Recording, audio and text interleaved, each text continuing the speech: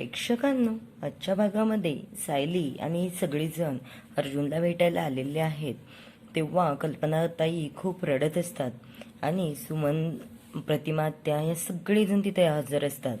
तेव्हा कल्पनाताई म्हणतात, बाई सायली, तू होती म्हणून आम्हाला धीर तरी भेटतोय, नाही तर काय झालं असतं ग आमचं.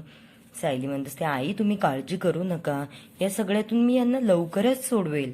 कल्पनाताई म्हणत असतात, हो ग, तू आहे म्हणून आम्हाला टेन्शन नाहीये, पण थोडी काळजी वाटणारच ना ग.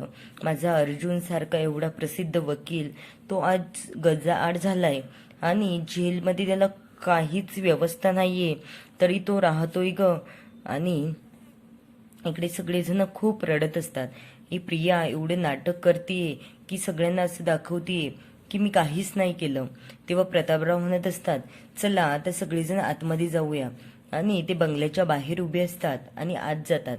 तेव्हा प्रिया म्हणत असते, मी उगाच हे केलं का. सायली तर सगळ्यांचं मन जिंकण्यासाठी हे सगळं करत असते. मी उगाच गोड गोड बोलायचं नाटक करते, जाऊ द्या, उगाच त्यांच्या नांदाला नको लागायला. नंतर इकडे सावंत आणि अर्जुन, चैतन्य हे सगळे बोलत असतात. तेव्हा ते म्हणतात, इन्स्पेक्टर पाटकर ने जर माझ्या अशिलाला, अर्जुन सुभेदारांना काही त्रास दिला तर कॉन्स्टेबल मला येऊन सांगा, कारण ते अर्जुन सारख्या वकिलाला काही पण फालतू क्वेश्चन विचारून परेशान करत आहेत, हे मी खपवून घेणार नाही. आणि यानंतर अर्जुन, तुला जर इन्स्पेक्टर पाटकरांनी काही त्रास दिला तर मला सांग. अर्जुन म्हणतो हो. नंतर सायली इकडे विचार करत बसलेली असते. तेव्हा प्रिया येते आणि म्हणते, काय ग सायली, कसला विचार करतीये. सायली म्हणते, तुला तर माहीतच असेल ना खून कुणी केला आहे तर. आणि कल्पनाताईला त्यांना समजवत असते, आई तुम्ही काळजीच करू नका. सुमन म्हणते, हो बाई सायली, तू एवढी खचलेली असून सुद्धा तू असल्यावर आम्हाला धीर भेटतो आणि तू आम्हाला धीरही देतेस. नंतर ती अधिराजला कॉल करण्यासाठी बाहेर येते. तेव्हा म्हणते, बोला अधिराज भाऊजी, काय म्हणत होते. तेव्हा अधिराज सांगत असतो, सायली वहिनी, हे कसं झालं, अर्जुन खून करणं शक्यच नाहीये. आणि त्याला आठवतं प्रिया जेव्हा त्याला भेटायला आलेली होती तेव्हा काय म्हणाली होती. इकडे प्रतापराव म्हणत असतात, हे कसं झालं हेच मला कळत नाहीये. आणि सगळेजण खूप टेन्शनमध्ये असतात. तेव्हा प्रिया प्रतिमा त्याला म्हणते, आई तू का शांत आहे ग, तू नको ना काळजी करू, तुला परत त्रास होईल बरं का पहिल्यासारखा. पण हिला नेहमीप्रमाणे कुणी भावच देत नाही. आणि विमल म्हणत असते, मी सगळ्यांसाठी काहीतरी खायला बनवते पटकन, कुणीही काळजी करू नका, सगळं व्यवस्थित होईल, देवी आई आहे ना आपल्यासोबत. आणि प्रतिमा आत्या म्हणत असते, हो मी देवी आईला नवस बोललीये, अर्जुनला लवकर बाहेर काढ. नंतर अधिराज सायलीला सांगत असतो, जेव्हा प्रिया आली होती तेव्हा तिच्या हाताला रक्त लागलेलं होतं, पण तिने आता आठवतंय मला ती खोटं बोलत होती. मी तिला विचारलं तेव्हा ती म्हणाली, मी भाजी कापत होते तेव्हा लागलेलं, पण तो डाग ना तेव्हाचा होता, फ्रेश वाटत होता, त्यामुळे तिच्या हातातून रक्त येत होतं. म्हणजे हाच खून तिने तर नसेल केला ना. सायली म्हणते, हो हे सगळं असूच शकतं, कारण तीच एकमेव आमच्या जीवावर उठलेली होती आणि तिनेच हे सगळं घडवून आणलेलं आहे असंच मला पण वाटतंय. नंतर ती सगळ्यांना वाढत असते तेव्हा कुणीही तिला भाव देत नसतं आणि कॉफीचा मग उचलते आणि सायलीच्या मागे जायला निघते की सायली कुणासोबत फोनवर बोलते. तेव्हा अस्मिता तिला अडवते आणि म्हणते, तन्वी कुठे निघाली ग तू. ती म्हणते, अगं मी ना हे देऊन येते एकदा सायलीला कॉफी. तेव्हा अस्मिता म्हणते, तू नको जाऊ, मी जाते, तू उगाच जखमेवर मीठ चोळते तिच्या, त्यामुळे तू जाऊच नको. धीराज सायलीला बोलत असतो तेव्हा त्याने सगळं काही सांगितलंय की प्रिया त्याला भेटायला आलती तेव्हा कोणत्या अवस्थेत होती.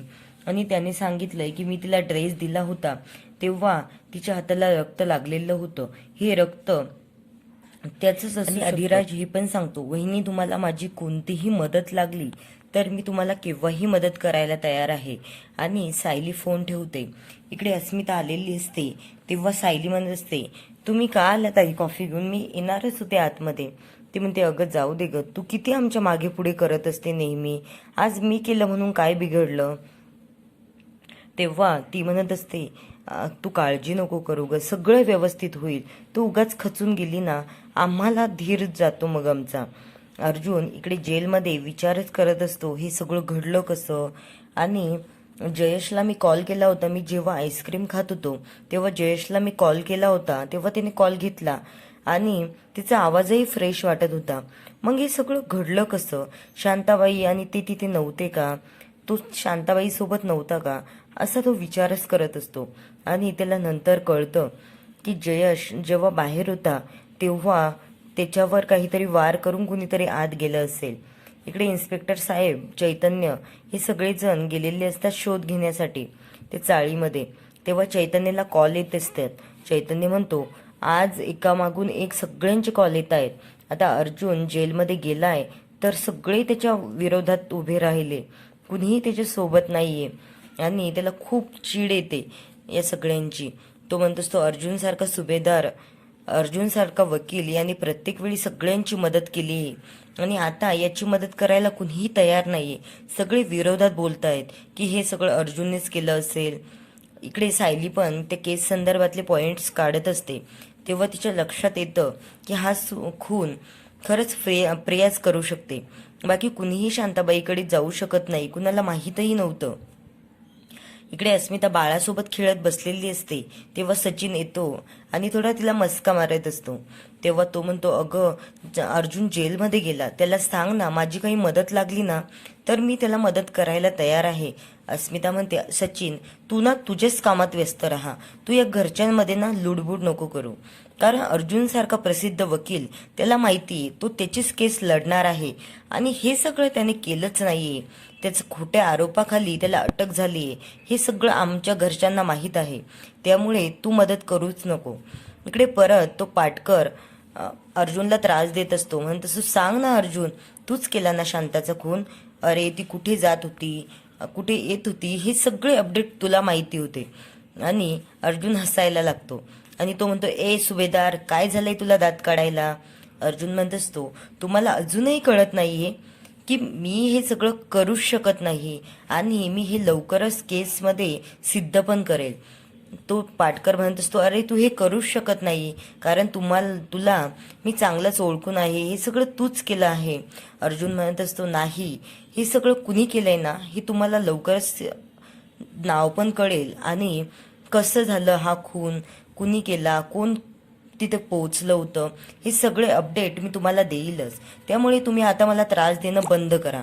तो इन्स्पेक्टर साहेब म्हणत असतो ए तुला ना, तू आजपर्यंत किती केसेस जिंकला असतील ते मला माहीत नाही, पण आज या केसमध्ये तर आम्ही तुला हरवणार आहे आणि तुला आयुष्यभर जेलमध्येच सडावं लागणार आहे.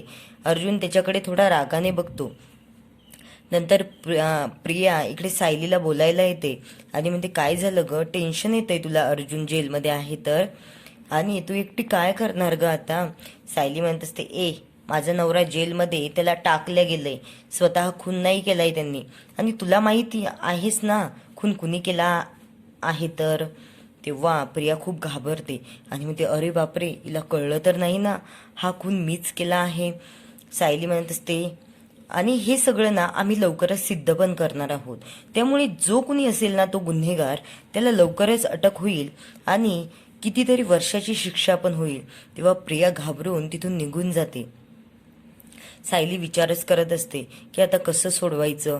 पुढील भागामध्ये दाखवलं आहे की चैतन्य अर्जुनला भेटायला गेल्याच्या नंतर ते काही पॉइंट्स काढतात.